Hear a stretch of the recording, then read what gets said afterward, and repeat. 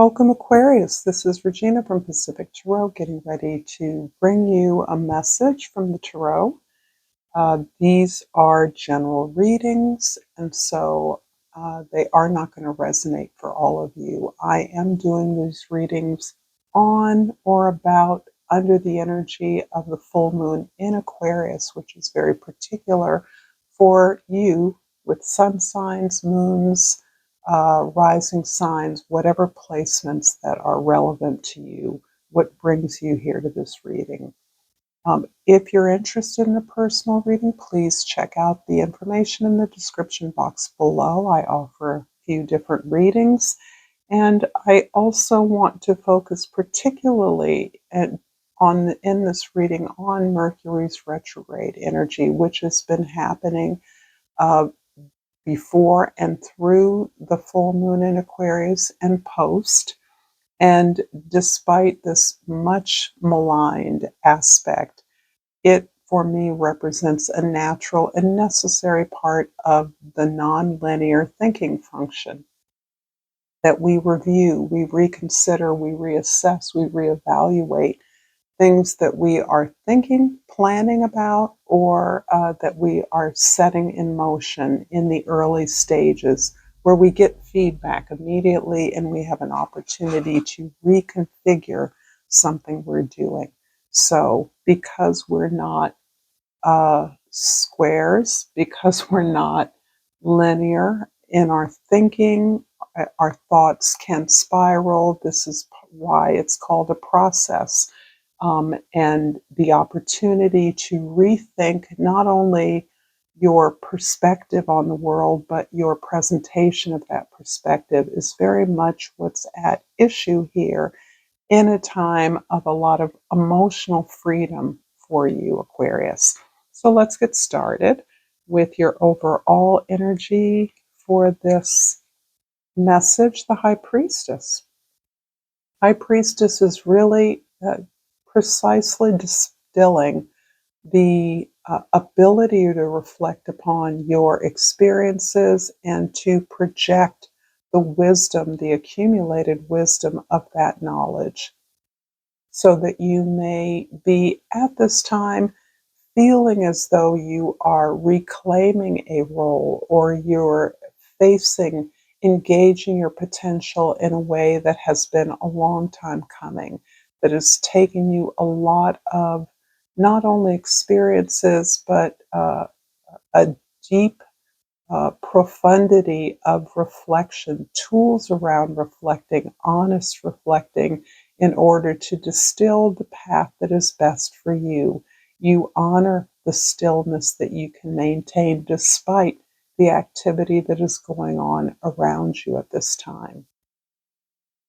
In the present, we have the Ten of Wands, and you are absolutely this sense of stillness, this sense of composure is coming in the middle of a lot of the fulfillment on your part of a lot of responsibilities, obligations, and expectations of others. And in fact, the sense is that you have not only fulfilled the expectations, you are actually exceeding them. And that is why you feel able to release these old projections of your rightful task, your rightful role in the past. You're leaving this behind. Having achieved something, having completed a cycle, you now feel justified in releasing this so that you can make space to build and change on the basis of your priorities, the wisdom that you've accumulated, the vision, your ability to reflect back on experiences, on the passage of time, on your failures, on your successes, even the quality of your efforts in order to unburden yourself, to move forward on a fresh path. So I see this as the closure of a cycle for you, one in which you may be experiencing a tremendous amount of exhaustion, and hence the ability to stay still is part of the healing process of the High Priestess, to pray, to contemplate, to meditate, to find that place of stillness within yourself, despite the abundance of furious activity that may be going on around you. In the past, the Six of Swords.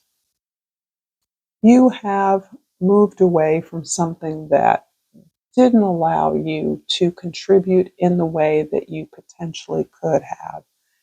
Perhaps an environment, a relationship, a collaboration where your voice, your strength, your ideas were not heard, your presence was not felt, and that the ability to solve something, to heal something, to infuse fresh life or new information felt thwarted.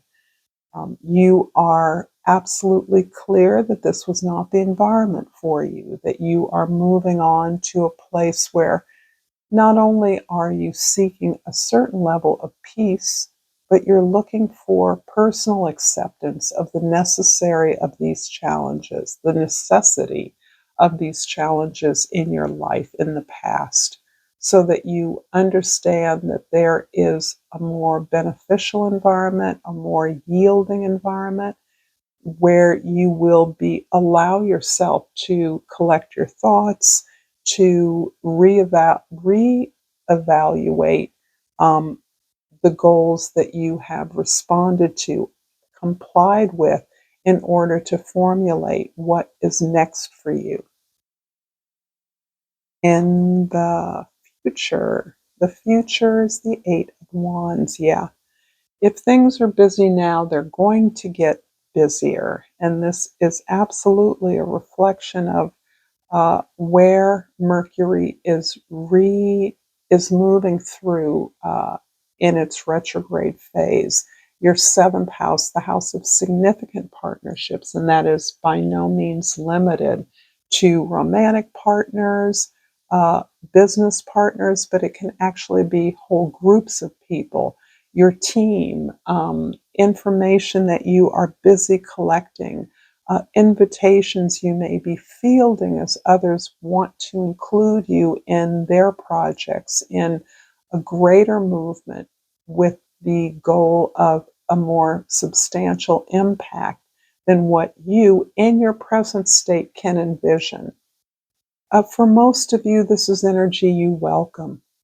You're anxious to not only move on, but to develop a new sense of community, a new sense of exchange with others, to be welcomed into and to welcome back new communities and collaborators. So this is exciting for you, and one in which I sense that you are preparing in your mute stillness with the energy of the High Priestess, your desire to move away from something that has been extremely taxing for you to find greater peace is a preparation, a setup for this greater activity that you'll be experiencing in the future if you're not experiencing it already.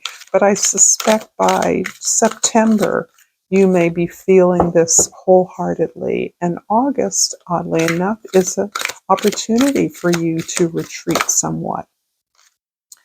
In the Soul's Journey card, Aquarius, if this reading is resonating for you, please like this video. Please share this with others who may enjoy it. And please subscribe to my channel, Pacific Tarot.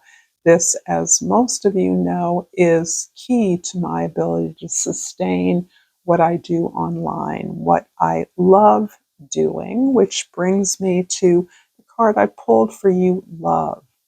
I commit to the practice of seeing the good in all things.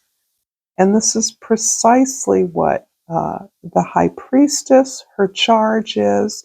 This love is the ability to extract the lessons from your experiences.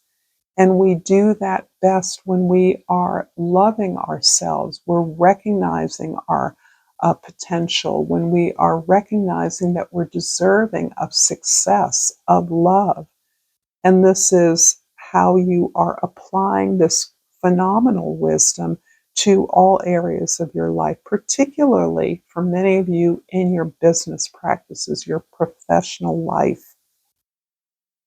And the flora and fauna of Africa, the bush elephant pops out for you, and the key words are sweet memories. This is feeling as though it is about your relationships again. You are in control. Trust and rely on your inner strengths. Let your wisdom and intuition guide you.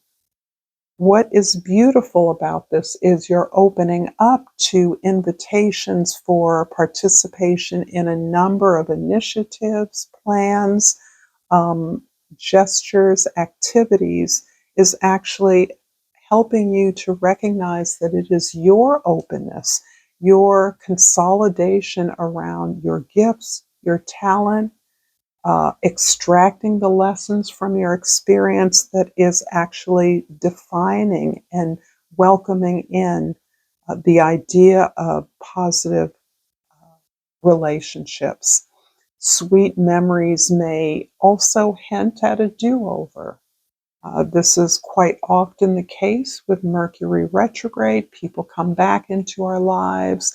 People connect with us that we may not have heard about, an opportunity that you once had a crack at resurfaces in a fresh way. And these sweet memories, I believe, are to reflect on your strengths, your natural talents, your natural gifts, things that for many of you may have been pushed under the rug, pushed aside in your desire to comply with the expectations of others, to do the work that others needed you to do.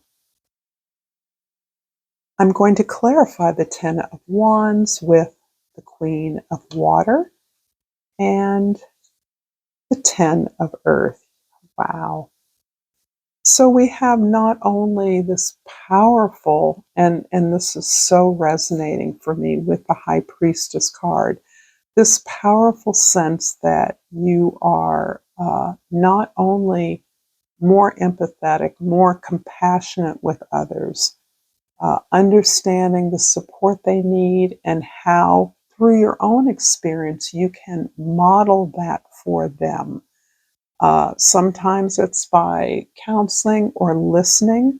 Other times it's by rigorously engaging in your own self-care, loving yourself in a way that may have been absent or you felt absent from others in your life, understanding that you have all the tools. In fact, you are best empowered to care for yourself in a way that keeps you healthy, whole, and sustained.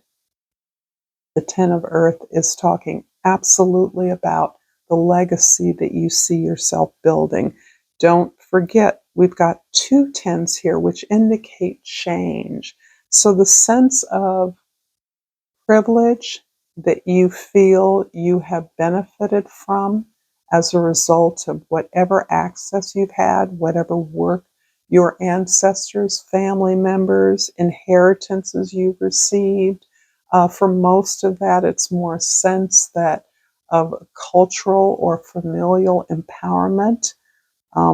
Those values are ones that you now understand, having benefited, you can give back to others.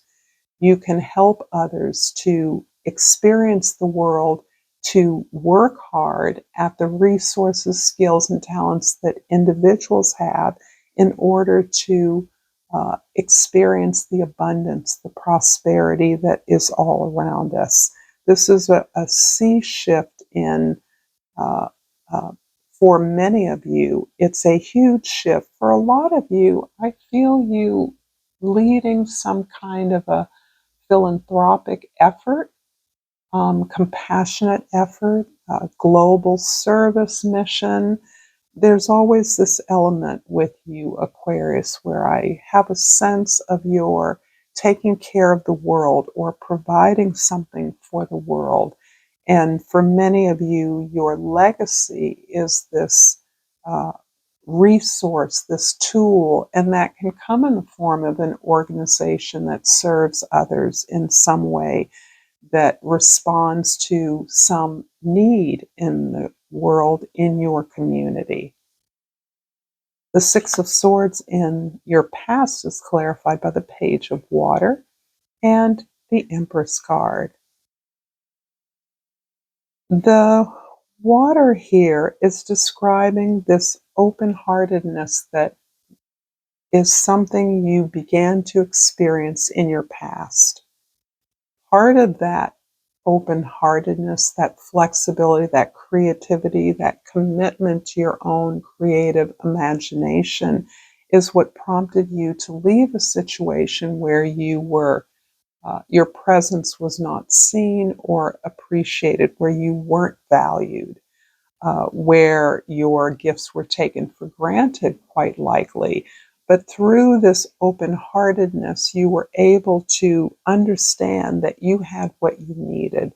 Whatever structure, organization, family system, or environment that was limiting, that did not see you, where you felt unheard, uh, was part of this acknowledgement that you too are gifted, that you have everything you need, that you know how to generate ideas and thus abundance, that you are endlessly creative and imaginative, and that you know how to sync your activities in a structural way that mimics the natural cycle.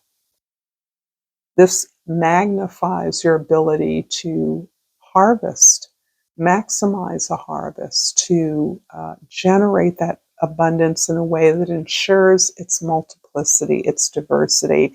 But more than that, you began to enjoy the process of being who you are, of expressing your talents, your gifts, and committing to the process of doing the work.